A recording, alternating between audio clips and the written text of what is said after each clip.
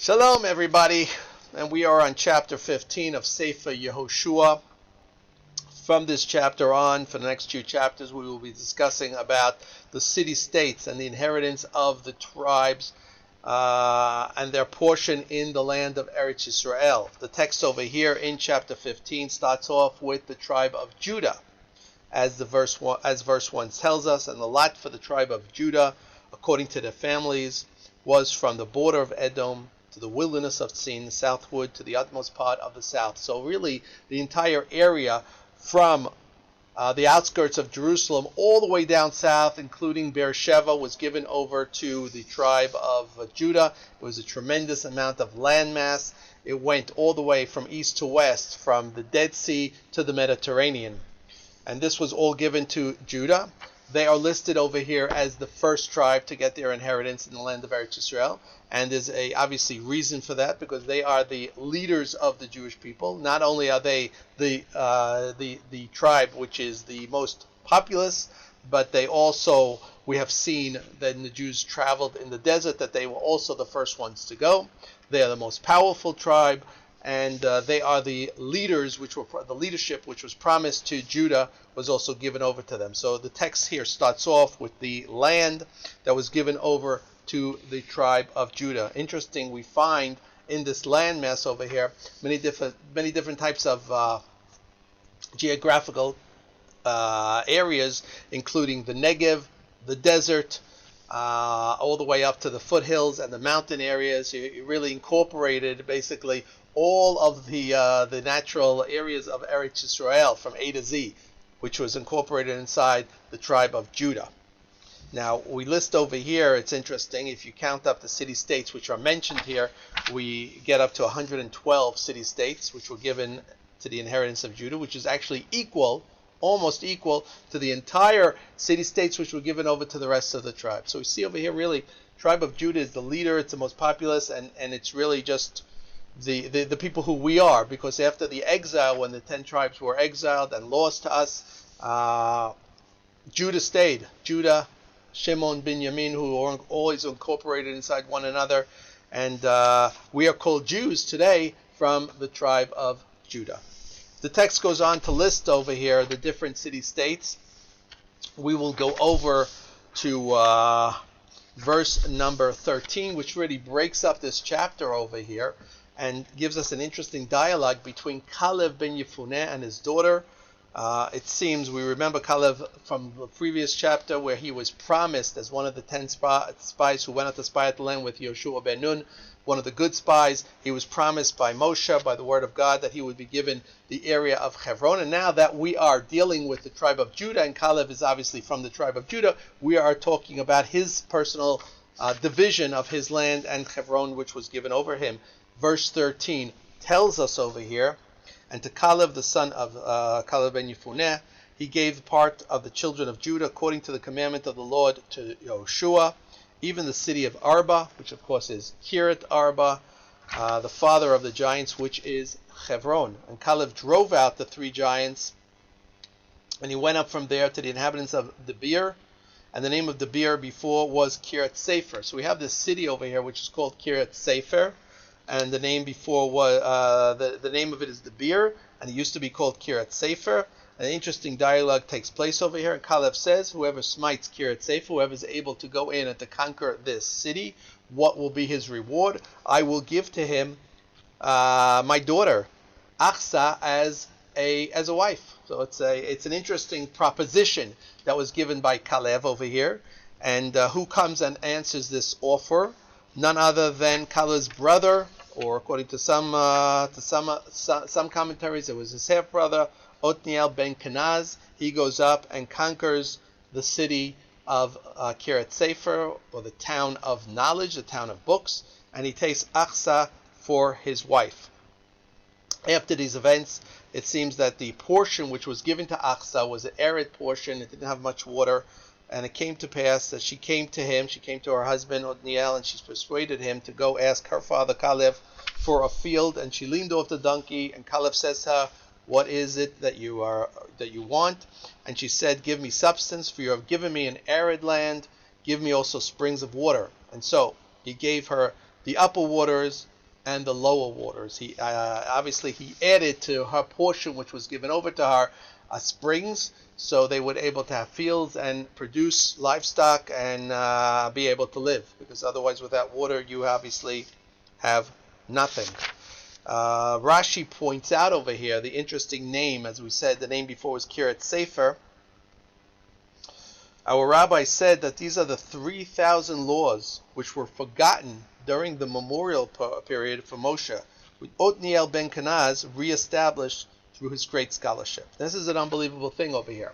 It seems that during the mourning period for Moshe, everybody was broken. They didn't know who the new leader would be. They didn't know how they would be able to continue with their life journeys. And of course, when you're sad, you lose Torah knowledge. You can't worship Hashem properly. Everything breaks down.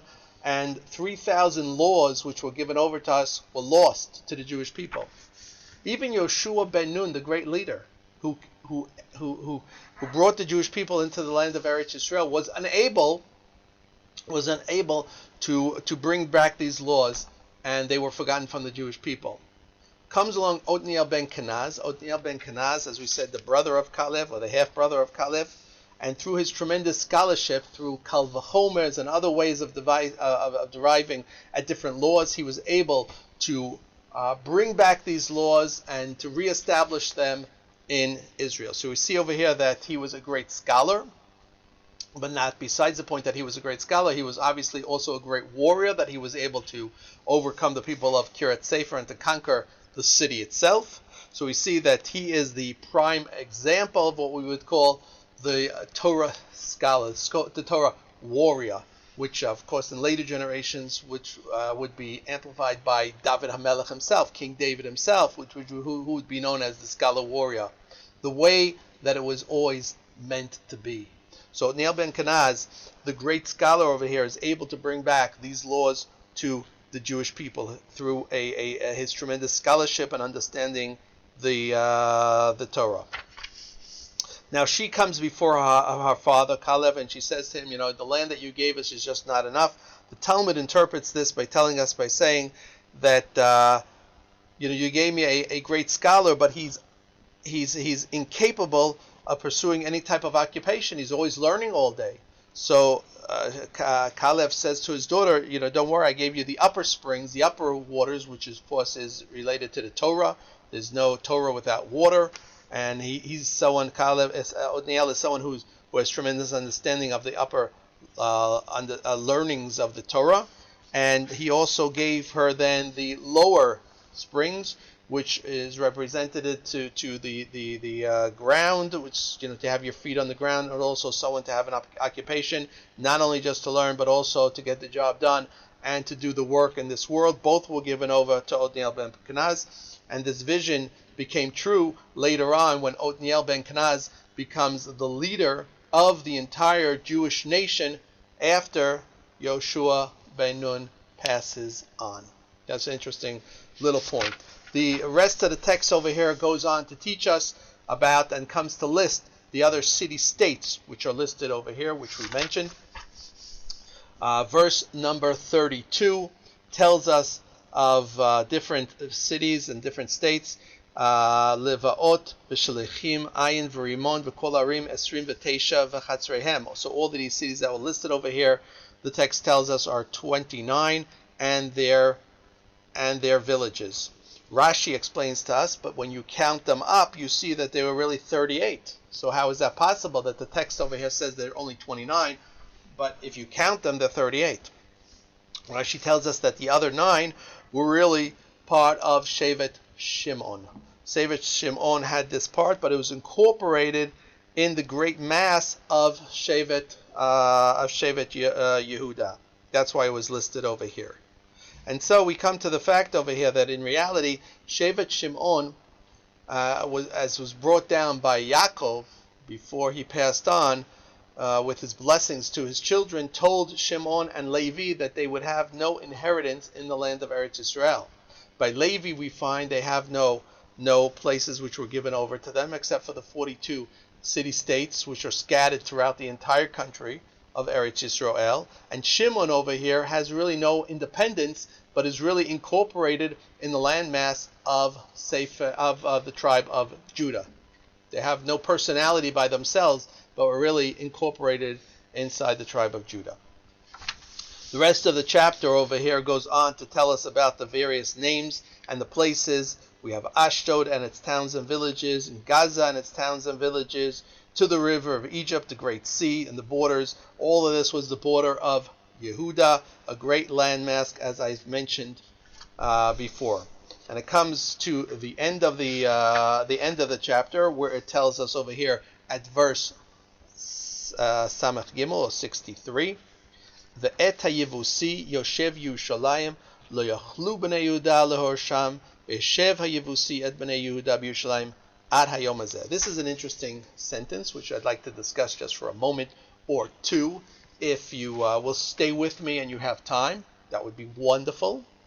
So this is strange, because here we have a list of 112 city-states which were given over to Judah, and all of a sudden in the last verse over here, it tells us of the Yevusi, which were the inhabitants of Jerusalem, and they were unable to conquer them. Now, why list it at all? Because we have over here the whole chapter, which is places that they were able to conquer and they settled.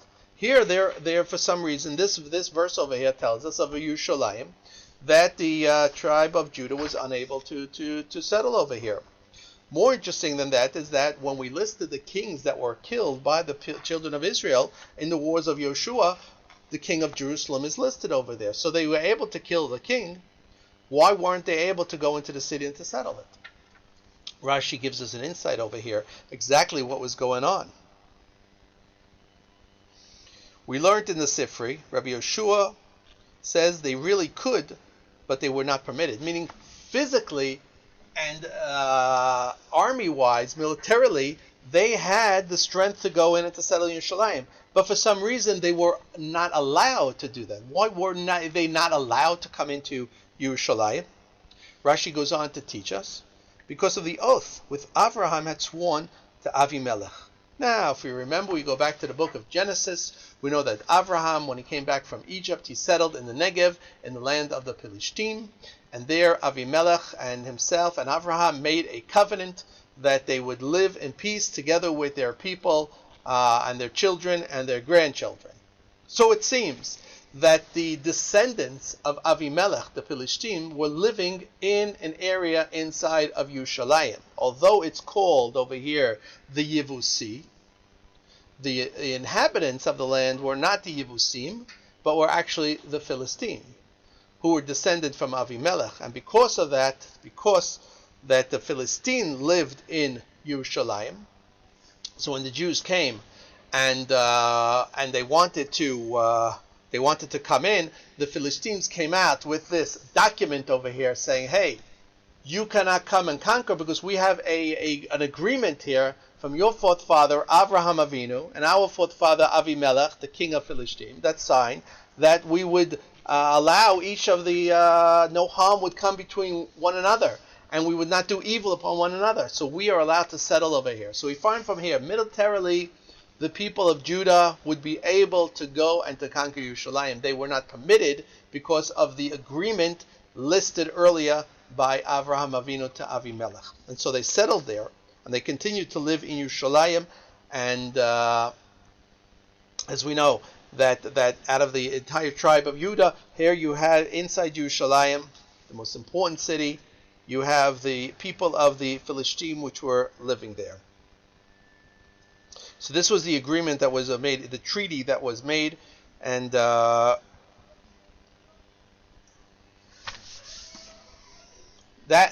very fact stopped the Jewish people all the way down the line. Some 400 years later, it would only be in the time of King David who would go and finally be able to conquer the city of Yerushalayim, meaning that somehow this permit which they had, or this treaty which they had, would be up at that particular time when King David comes into the city of Yerushalayim to conquer it. That concludes our chapter over here. Stay with us for the coming chapters, please. Sefer Yoshua.